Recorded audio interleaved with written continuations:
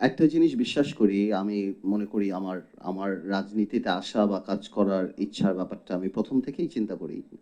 আমি খুব ধার্মিক মানুষ সেটা বলব না। But of course I am মুসলমান। অ্যান্ড আমি মনে করি যে আমার পলিটিক্সটা আ পৃথিবীর সবচেয়ে বড় আ রাজনীতিবিদ এবং পৃথিবীর শ্রেষ্ঠ মানব যিনি উনি সবচেয়ে বড় পলিটিশিয়ান। আমাদের প্রফেট মোহাম্মদ এবং উনার পরে যে খলিফারা আসছিলেন এবং প্রত্যেকেই আ একটা বা অন্যান্য নবীরা যারা আসছিলেন প্রত্যেকেই একটা এস্টাবলিশমেন্টের বিরুদ্ধেই দাঁড়িয়েছিলেন। সততা নিয়ে দাঁড়িয়েছিলেন এই এস্টাবলিশমেন্টের বিরুদ্ধে। তো আমি ওইভাবেই সবসময় মাথায় রাখি যে ওইখান থেকে ইন্সপিরেশন নিয়ে যে পলিটিক্স তো সবসময় মানুষের পক্ষে দাঁড়ানো আর এরকম গভর্নমেন্টের এগেনস্টে দাঁড়ানো বা এরকম প্রতিষ্ঠান বা এরকম দানবের বিরুদ্ধে দাঁড়ানো মানুষের পক্ষে সেখান থেকে আমাদের পথ চলা এবং এখানে যাদের কথা শুনলাম আমার ভাই বোনদের কথা শুনলাম সেই তুলনায় আমার স্যাক্রিফাইস অনেক কম অনেক কম আমরা হ্যাঁ আমরা পলিটিক্স করি মামলা হয়েছে জেলেই ছিলাম রিমান্ডে ছিলাম মানসিক অত্যাচার ছিল 17 বছর যাবৎ রাজনীতিতে আমার ব্যাপারটা আবার আলাদা যেটা জিলু ভাই বললেন আপনারা হয়তো অনেকে সমালোচনা করে বাড়ি যেতে পারতেন আমি সমালোচনা করে আবার এদের মধ্যেই যেতে হতো আমার প্রধানমন্ত্রী সহ প্রায় 17 জন আমার ঘরের মানুষ তো আমি মাঝে মাঝে এখন রসিকতা করে আমার স্ত্রীকে বলি যে ফেসবুকে একটা পোস্ট দেখলাম আমার স্ত্রীর ছবি উপরে লেখা একমাত্র শেখ যিনি মুক্ত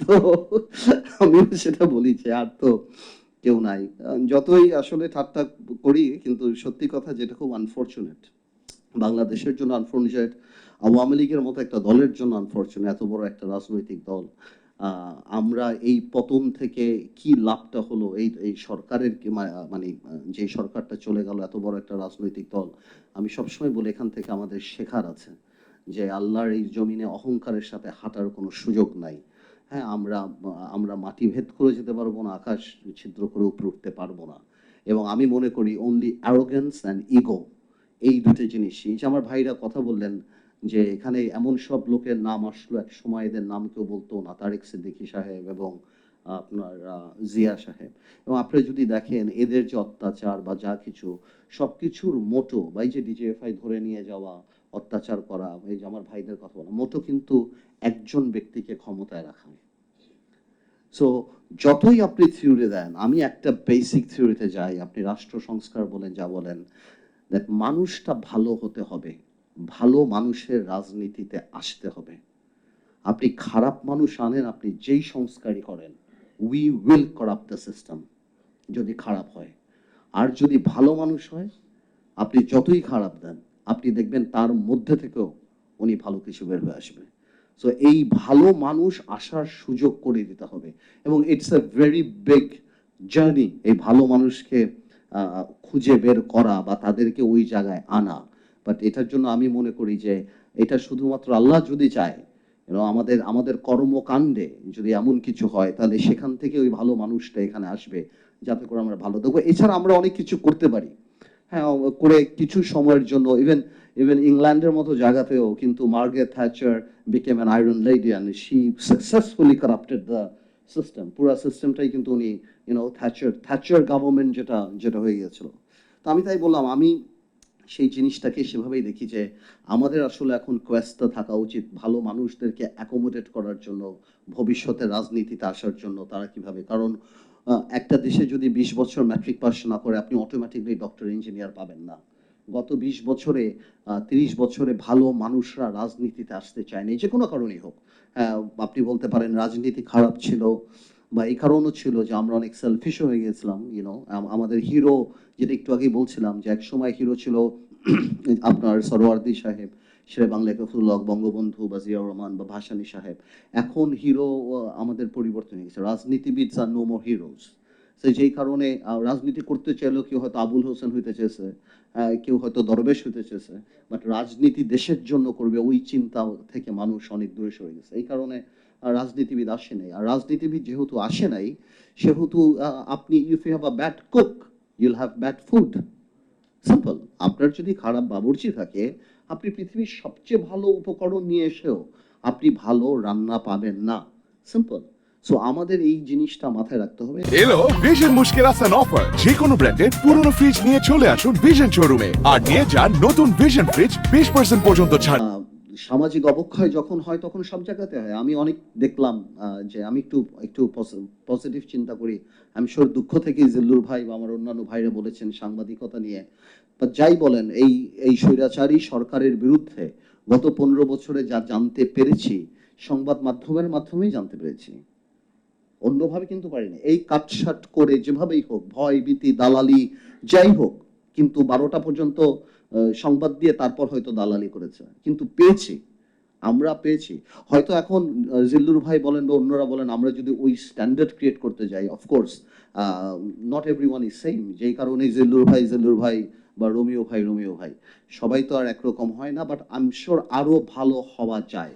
বাট এগেইন কারেক্টলি সেইড, এক একটা বড় বড় কোম্পানির এক একটা প্রজেক্ট হলো এইসব টেলিভিশন কোম্পানি বা পত্রিকা কোম্পানি, যেটা তারা নিজেদের ঘুষের রেট কমানোর জন্য অনেকে বানিয়েছে, অনেকে ব্ল্যাকমেল করানোর জন্য অনেকে বানিয়েছে, অনেকে গ্যাস লাইন কেটে দিবে, ভিএটি কেটে দিবে, এটা বাড়িয়ে দিবে, এআইটি বাড়িয়ে দিবে, তাদেরও অনেক কিছু আছে। At the end of the day businessman will think about মানি। এবং আমরা এবারও দেখেছি যে বিজনেসম্যানদের যখন আপনার এই সরকার 2024-এ দামি নির্বাচন করার পর থেকে গেল, বাংলাদেশের অনেক প্রতিষ্ঠিত বড় বড় ব্যবসায়ীদেরকে দেখেছি যে তারা যখন এই বুঝে গেল যে আর হয়তো কোনোদিন ক্ষমতা থেকে যাবে না, 2041 বা প্রধানমন্ত্রী তো যাবেই না, প্রধানমন্ত্রী দেখা যাবে যে 90 বছরের পরে আইসিইউ থেকে আরো 10 বছর থাকবে, হ্যাঁ ইট ডাজন্ট ম্যাটার, কিন্তু তারপরও কে কে আসবে তারা ঠিক করা আরম্ভ করে দিল, এরপরে আসবে, এবং প্রধানমন্ত্রীর কোনো অল্টারনেট নাই। তখন কিন্তু আমরা অনেক বড় বড় প্রতিষ্ঠিত ব্যবসায়ীদের দেখেছি যে কিভাবে তারা আউট অফ দ্য বক্স যে প্রধানমন্ত্রীকে মা ডাকছে বা যেটাকে আমরা বলি চাটুকারিতা করছে, এবং কিভাবে নিজেদেরকে বিলিয়ে দিচ্ছে। তো at the end of the day তারা হয়তো সেটার কথাই চিন্তা করেছে। তো আমি কাউকে ছোট করার কথা বলছি না, আমি ইমান হালকার কথা বলছি আর কি। অনেকে হয়তো মনে করেছে যে আমরাই সব প্ল্যান করে ফেলবো, আর উপরে কেউ নাই, আর কোনো কিছু হবে না, তো সেখান থেকেই হয়তো এটা। এখন বাস্তবতা নিয়ে অল্প একটু কথা বলি। অনেক কথা হয়েছে। দেখুন, আমি জেল থেকে বের হওয়ার পর এই 5 তারিখের পরে আমি একটা মাত্র শোতে গিয়েছিলাম। আমি এরপর 1.5 মাস কোনো শোতে যাইনি। আজকে 1.5 মাস আমি যাই না, বিকজ আমি পার্সোনালি বিলিভ করি এবং প্রথম থেকেই বলি আমি যে এই সরকারকে আমাদের সুযোগ দেওয়া দরকার। এই সরকার আসছে, এই কারণেই আমি বিং আ পলিটিশিয়ান, আমি আমার জায়গা থেকে জানি কোনো রং মেসেজ না যায়, এই কারণে আমি কথা বলা থেকে বিরত থাকি। কারণ আমি কথা বললে তো আমি যেটা ফিল করি সেটাই আমার বলতে হবে। আজকে আমার কিছু বলতে হবে, যেহেতু জিলুর ভাই আমাকে ইনভাইট করেছে। আর আরেকটা ব্যাপার হলো যে আমি শ্রদ্ধা রেখেই বলছি যে আমি এই সরকারে আশা করব, যেটা মাসুদ কামাল ভাইয়ের মুখ শুনেই বলি, যে ওনারা যাতে এটাকে পজিটিভলি নেয় আমরা যে কথাগুলি বলছি। প্রথম কথা হলো, আমি যেটা করি, সরকার নামানো আর সরকার চালানো এক জিনিস না। সরকার নামানো আর সরকার চালানো এক জিনিস না। এই সরকার প্রথম যে জিনিসটা ভুল করেছে, যে এই আন্দোলনটা শুধুমাত্র বৈষম্য বিরোধী ছাত্র আন্দোলনের ক্রেডিট হিসেবে নিয়েছে, which is not right। এটা 15 বছর 17 বছরের মানুষের ক্ষোভ। প্রত্যেকটা শ্রেণীর মানুষ বিগত সরকার দ্বারা এফেক্টেড। কেউ ডিম খেতে হয়েছে আপনার বেশি দামে, কেউ মাছের চেহারা দেখে নাই, তেলাপিয়া মাছ খেতে হয়েছে, কেউ চাকরি হারিয়েছে, কেউ পত্রিকা খুলে দিয়েছে, লক্ষ কোটি টাকা পাচার, কেউ হয়তো গুম হয়েছে, কারো আত্মীয় স্বজন গুম হয়েছে, কেউ হয়তো ভোট দিতে পারে নাই, কেউ হয়তো, হাজারো প্রবলেমস। এই কারণে এই, এবং বিভিন্ন ভাবেই যখনই মিশুক মনির থেকে আরম্ভ করে যত আন্দোলনই হয়েছে, এবং যত নিরাপদ সড়ক বলেন যা যা হয়েছে, সরকার খুব সুন্দর করে আন্দোলনগুলিকে আলাদা আলাদা ভাবে ডিল করেছে। এই একটা আন্দোলন যেখানে আমরা সবাই এক হয়ে যেতে পেরেছি, কোনো না কোনো কারণে আমরা একটা একটা থ্রেড, একটা সুতোর মধ্যে, যেহেতু ছাত্ররা এটাও কোটা থেকে আরম্ভ করেছিল, তার একটা একটা পার্টিকুলার একটা কারণে, আপনারা সবাই জানেন এটা। এবং তারপরে কিন্তু যখন রক্তের বন্যা বয়ে গেল এবং মানুষ মারা আরম্ভ হলো, এবং আস্তে আস্তে আমরা সবাই এটার মধ্যে ঢুকে গেলাম। এবং যখন সরকারটা শেখ হাসিনা সরকার চলে যাওয়ার পরই যখন এই কথাগুলি আসা আরম্ভ হচ্ছিল, যে আন্দোলনটা ওনাদের, বা এক স্বৈরাচার যে আরেক স্বৈরাচার আসবে কিনা, বা এই ধরনের কথাবার্তা আরম্ভ ছিল, স্বভাবতই একটা গ্যাপ কিন্তু দাঁড়িয়ে গেছিল সাধারণ মানুষের মাঝখানে। আমার বোন একটু আগে বললো, আমার এক বোন এখানে বলে গেল যে কেন যারা আন্দোলন করছিল তাদের গ্রাম অঞ্চলে অনেকে তাদেরকে ধমক দিচ্ছে বা তাদেরকে সিকিউরিটি হচ্ছে। এইটাই রিজন সিকিউরিটিটা হওয়ার। Because you have to understand that we are organised political parties. আমাদের মাইন্ডসেট গ্রামের মাইন্ডসেট এক না। আপনি ভোলাতে যে আমার বাড়ির সামনে আমাকে গালি দিতে পারবেন না, এটা রাইট অর রং অন্য কথা, but it's not the culture. Culture and democracy যখন বাধে, culture prevails. I am not getting into the argument এটা রাইট অর এটা রং। আপনি বাংলাদেশের কালচারে খালেদা জিয়া বা শেখ হাসিনা বা আমার বাড়ির সামনে যে আমাকে গালি দিতে পারবেন না, আমার দারোয়ান এসে আপনাকে মারবে বা ধমক দেবে বা লাঠি দিয়ে বাড়ি দেবে, এটাই কালচার। সো আমরা এখানে যেটা করি আর গ্রাম অঞ্চলে যেটা হয় বা আমাদের যেখানে আমরা ডিপলি রুটেড সেখানে হয় না, সেটা হবে না। ওই কথাগুলি বলার কারণেই একটা বিরাট বৈষম্য বা একটা বিরাট গ্যাপ কিন্তু দাঁড়িয়ে গেছে। আমরা পলিটিক্যাল পার্টিরা কিন্তু ধৈর্যের সাথে এটাতে আছি। আমরা বলেছি নো প্রবলেম, কোনো অসুবিধা নাই, আপনারা কাজ করেন, সংস্কার করেন আপনারা, আমরা আপনাদের পাশে থাকতেছি। আমরা কিন্তু বলি নাই, বিএনপিও খুব ম্যাচুরিটি করছে, আমরাও করেছি। আমরাও বলি, আমরা যারা ছোট বিএনপির সাথে আমরাও স্মল স্টেক হোল্ডার্স। আমারও 3টা ছেলে মারা গিয়েছে এই আন্দোলনের সময়। হ্যাঁ, বিএনপির 400 450 জামাতের মারা গেছে, আরো অনেকে মারা গেছে। আমি সেটা বলছি, সেখানে একটা টেকনিক্যাল ভুল কাজ। I will not go into the details of the formation of the cabinet, ছাত্ররা এসেছে বা কারা এসেছে, বাট আমি এটা ইউনূস সাহেবকে বলেছি আমার সাথে যখন দেখা হয়েছে, ইনাদের মানুষের সাথে কানেক্টিভিটি নাই, একদমই নাই। They may be very capable, ওনাদের নিজস্ব জায়গাতে they may be very capable, they had requisite expertise, তারা হয়তো নিশ্চয়ই ভালো কেউ হবে, বাট মানুষ ওনাদেরকে চিনে না। বাংলাদেশে মানুষ চিনতে চায়, ফেল করলে গালি দিতে চায়, ভালো করলে প্রশংসা করতে চায়। এখানে কেউ চিনে না। রিজওয়ান আপা থাকলে ভালো হতো, পলিথিন সরাইতে সরকার আসে নাই। টেবিলের উপরে জগ থাকবে না প্লাস্টিকের মগ থাকবে, এটা কোনো বিবেচ্য বিষয় না। এটার জন্য এটা কোনো পরিবর্তন না। কোন পুলিশের জার্সি চেঞ্জ হবে না, পুলিশের লোগো চেঞ্জ হবে, স্টেডিয়ামের নাম পরিবর্তন হবে, এগুলি মুখ্য ব্যাপার না। মুখ্য ব্যাপার যেটা, সেই সংস্কারের এখন পর্যন্ত আমরা রোড ম্যাপ পাইনি, আমরা জানি না, আরম্ভ করছেন, তার উপরে ডিপেন্ড করবে কবে যাবে। তবে আমি মনে করি এমন মানুষ সরকারে থাকা উচিত যাদের সাথে মানুষের কানেক্টিভিটি আছে। Either that could be politician, সমাজে গ্রহণযোগ্য, অর সামাজিক জায়গা থেকেও যদি আসে, যাদের সমাজে অবস্থান আছে, মানুষ যাদেরকে চিনে।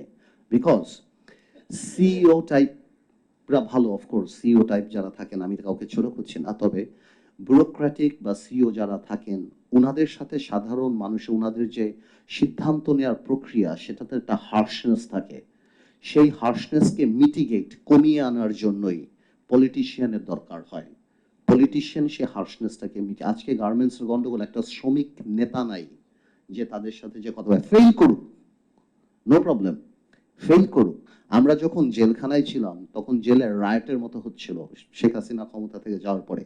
জেলার এসে আমাকে অ্যানি চৌধুরী আর আমিনুলকে নিয়ে গেছে, পার্থ ভাই আপনারা থামান, আপনারা নিচে যান, আপনারা কথা বলেন, আপনারা থামান, আমরা পাচ্ছি না, আমাদের কাছে বন্দুক লাঠি সবই আছে, আমরা পাচ্ছি না। তো আমার কথা হলো, not necessarily that we will be able to handle the problem, but মানুষ চায় ফেল করলে আমরা ফেল করি।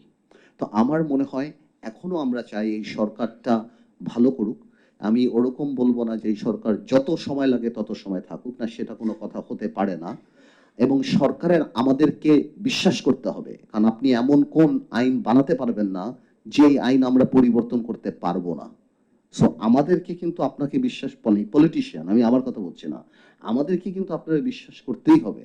আমরা যারা রাজনীতি করি বা দেশে যদি ডেমোক্রেসি ফেরত আসে, আমরা যদি পার্লামেন্টে যাই, বিএনপি যদি কালকে ক্ষমতা যায়, আপনার সবাইকে গুড বুকে নিয়ে কিন্তু কাজ করতে হবে, যদি আপনি সাস্টেইনেবল জিনিস চান। আর আপনারা যদি মনে করেন যে 100 পর আরেকশো, আসলেই যদি এই বিলিভ করেন, তা আপনারা দল গঠন করেন, আপনারা আসেন, আপনারা রাজনীতি করেন, আপনারা দেখেন রাজনীতি কেমন, তাহলে বোঝা যাবে। আপনারাও যেমন এক ভোট আছে, বাংলাদেশের মানুষেরও এক ভোট আছে। আপনারা দল করেন, আপনারা ভালোভাবে করেন, সংগঠন করেন, তারপর আপনারা বুঝবেন যে রাজনীতি কি। আর একটা একটা একটা অ্যাক্টিভিজম মানে হঠাৎ করে একটা ঘটনা ঘটানো বা এটা সেটা কি, বাট এই ধরনের কথাবার্তা যখন আসে আমাদের পলিটিশিয়ানদের জন্য এই জিনিসটা একটু কষ্টকর হয়ে যায়, আমাদের কষ্ট লাগে। আমাদেরও অনেক স্যাক্রিফাইস আছে। হ্যাঁ, আপনারা ম্যাচিউর কাজ করেছেন, আপনারা ভালো করছেন, আপনারা সংবিধান পরিবর্তন করবেন, আপনারা সবই করবেন, বাট আমরা সবাই, যে আমার এক বোন বলল যে বাংলাদেশে সবাই চায় এটার সাথে জড়িত থাকতে, এটার সাথে আলাপ করতে, অ্যাকাউন্টেবিলিটি থাকতে। তো আমি মনে করি আমাদের সবারই উচিত যে যেই যেই দুঃস্বপ্ন থেকে আমরা বের হয়ে আসছি, যেই রেজিম, যেটা যেটা যেটা আমরা তো কোনোভাবেও চাই না যে এটা রেপিটিশন হোক, আর আমরা কোনোভাবেও চাই না যে এই সরকার ফেল করুক। So we are here to help this government, provided that the government feels that help is required. এটা আমাদের জন্য অনেক ইম্পর্টেন্ট।